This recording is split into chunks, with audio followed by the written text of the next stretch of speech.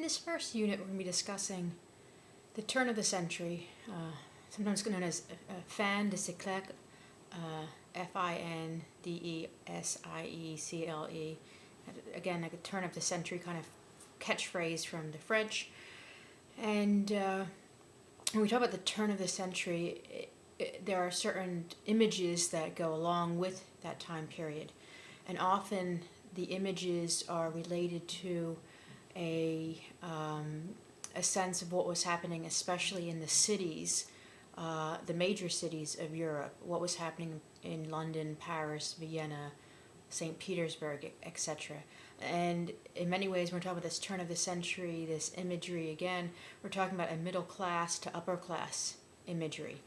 And if you look in this Unit 1 folder, I've included some raw footage from that time period, from the Paris Exposition, and what people were wearing and such. And you can see the same thing in the St. Petersburg footage that I have of Russia at the turn of the century. You can kind of see maybe some of the similarities and what may be contrasted in those types of images. And what you're often seeing during this time period, again, is this middle class to upper class view. And why is that? And there's a particular reason for this, is because oftentimes when we look back on history, who are those who write the history? And oftentimes history is written by those who were of a well-educated elite class. And so when they're looking back at a time period, they're looking back at their own lives in terms of what was happening. So at the turn of the century, that's one particular vantage point that we can look at, what it was like for middle class and upper class people in the major cities. We're also going to talk briefly about what it was like in the agricultural and poorer regions of Europe as well during this time period. If you look at the turn of the century, it's often known also as the Belle Epoque, the beautiful times.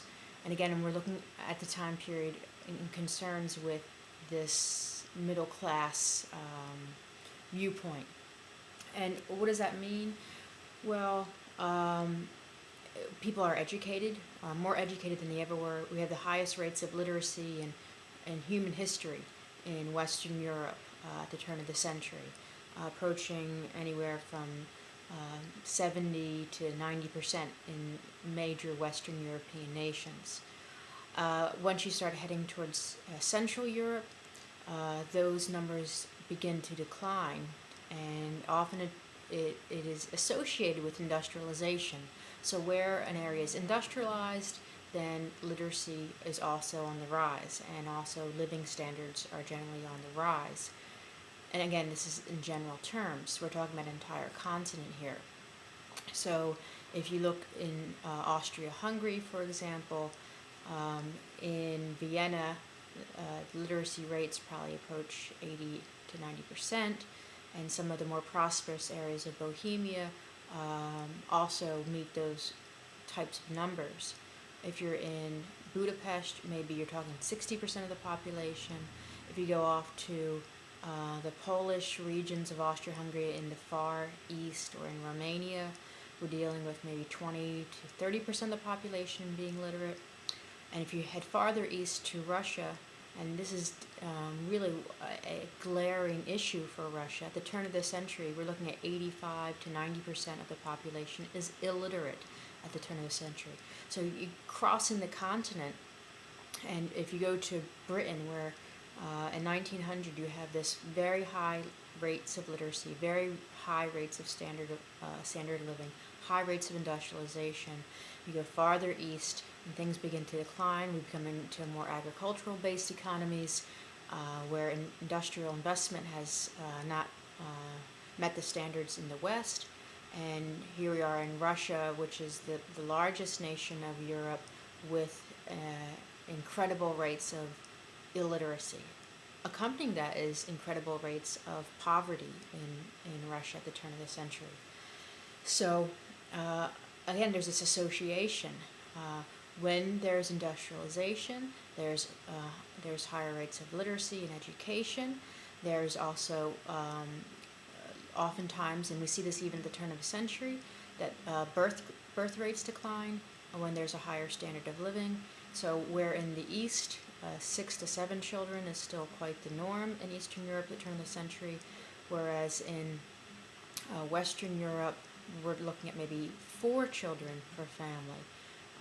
And this is also a reflection of better health care and better opportunities for families. Less time is devoted to agricultural needs in the West, and you need less farm hands, you need less children. To maintain your standard of living in the city, you need to have less children, to have more space in your own apartment and such. So, there's, and this is also a trend we've seen throughout the 20th century, that standard of living decreases the birth rate. What else is happening this time period? We have this rise of the middle class in these industrial areas. With the middle class goes urbanization. So again, we have people leaving agricultural development and heading towards larger cities for different types of opportunities. And this middle class has aspirations to be like the upper classes. So there's aspirations in terms of your family structure, economic structure. So whereas women often worked through most of the 19th century in Western and Eastern Europe, suddenly at the turn of the century, we have women in places like in Britain and France who are married and educated and are at home as wives and raising children. And this is a sign of wealth, that the woman does not have to work. So when we think of these ideas that women were always in the kitchen and barefoot and such, that's not the case, really. It's only the case in rising middle class families and wealthy families that women would be at home. And the wealthier you were at the time period would also be reflected in the domestic servants you have. And this is a large part of the economic structure of Britain, for example, where the employment for women is mostly towards domestic service as maids and cooks and housekeepers and such. And it was very common even for the lower middle class to have at least a one member of the domestic service who would live in their home. And this was also common throughout all of Europe, really, that you'd have help in the home. You would have, the richer you were, you'd have nannies and governesses, you'd have cooks, you'd have gardeners, you have stable hands, etc. So again, wealth is met with hired employees in the home. This rising middle class, so it wants to devote this money as well to have the same kind of freedoms of having domestic help. We also have a middle class that has more leisure time, so the expansion of sports participation or sports viewing happens really at the turn of the century. We have people going on vacations, and this idea of having a vacation becomes accessible to the middle class for the first time.